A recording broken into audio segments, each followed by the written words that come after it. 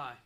Are you suffering from extreme boredom or maybe lack of excitement in your home? Maybe looking at your furniture? Maybe your wall decorations? Well, today's your lucky day because I'm going to build you something awesome and new. Stick around, we're going to show you what we're doing.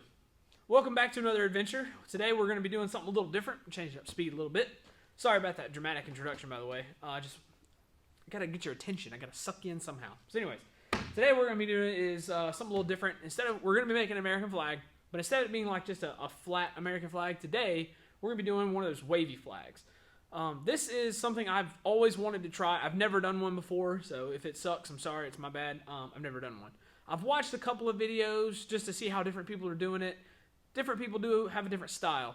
But one thing that I have learned from watching the videos is it doesn't really matter what you do.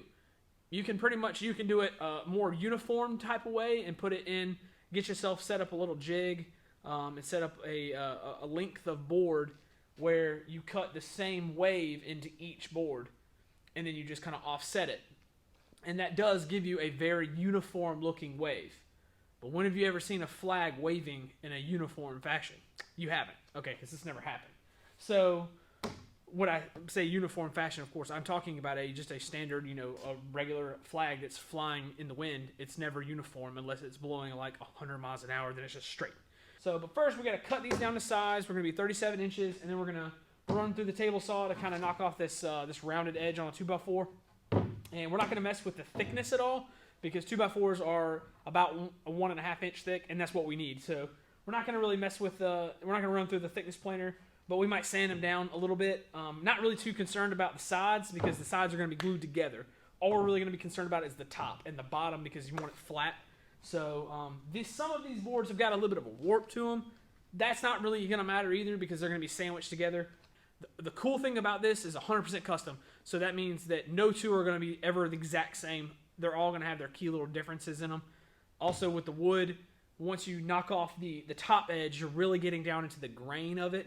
So once we burn it, it's going to look really cool. So I'm really excited about what that's going to look like once we get all that top off. So let's get started. First thing we got to do is we got to cut them to length. So I've already set up a stop block right here at 37 inches. So that's what we're going to do first. Get these cut to length.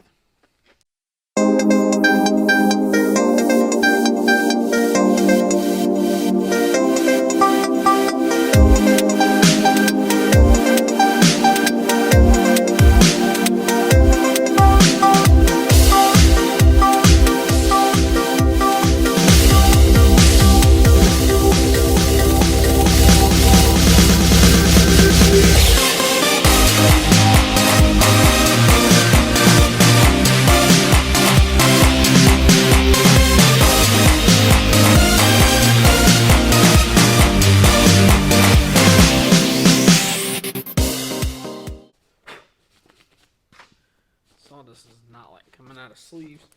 You don't really have to cut much off to get that curve that's on there, that natural when it's milled at the sawmill, that natural curve, I guess, on there. You don't really have to cut much off to do that, to get rid of that. So luckily we only have to cut off like 1/8 of an inch off each side. So like I said, the width doesn't so much matter to us.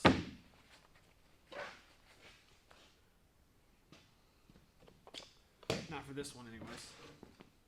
It's not what she said. Oh, sorry.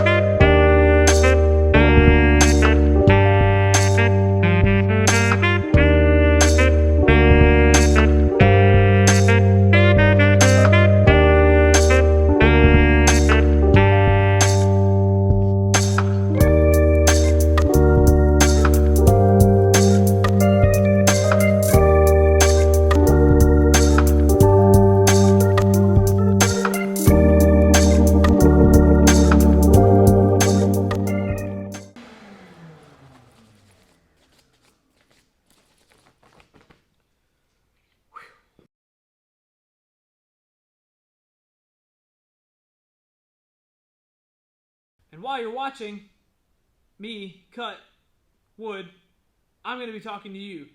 So I really want to say that I appreciate all the love and support and all of the Facebook sharing and all of the YouTube channel sharing. I really, really appreciate that.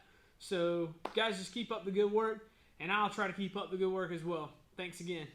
I would recommend, if you do woodworking, even if you don't do woodworking, you should get some of these clamps. I'm kidding.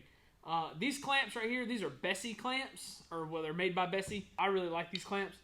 They work really, really good for glue ups. And they help you avoid screw ups. Oh, just did that. Sorry, I'm a dork.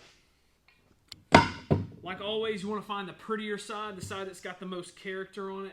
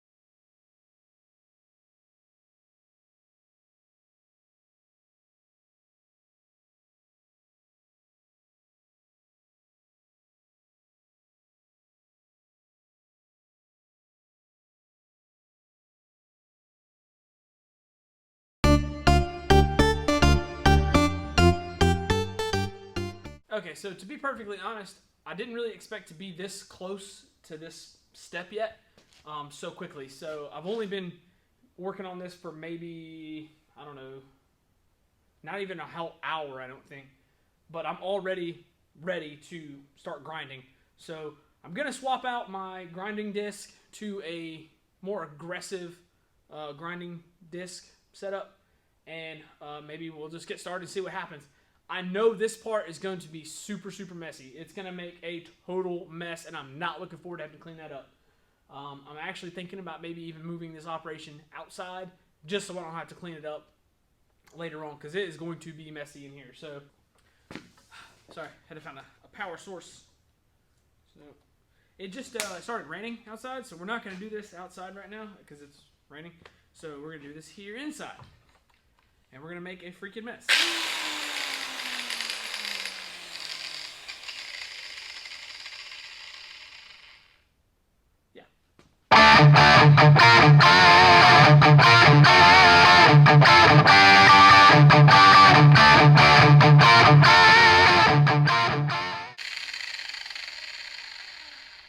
This is getting real dusty.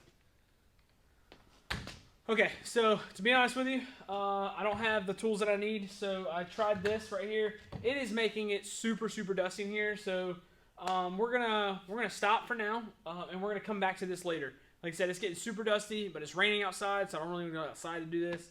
So we're just gonna wait, and we'll get back to this another day. So you guys stick around for the next one. Thanks for checking out my video today. Hopefully we'll get this done soon, and you guys can see the finished product. I think it's gonna look awesome. I'm really excited about it. So again, thanks for checking out my video. Hopefully you guys learned something. Maybe you didn't. Either way, we'll see y'all next time.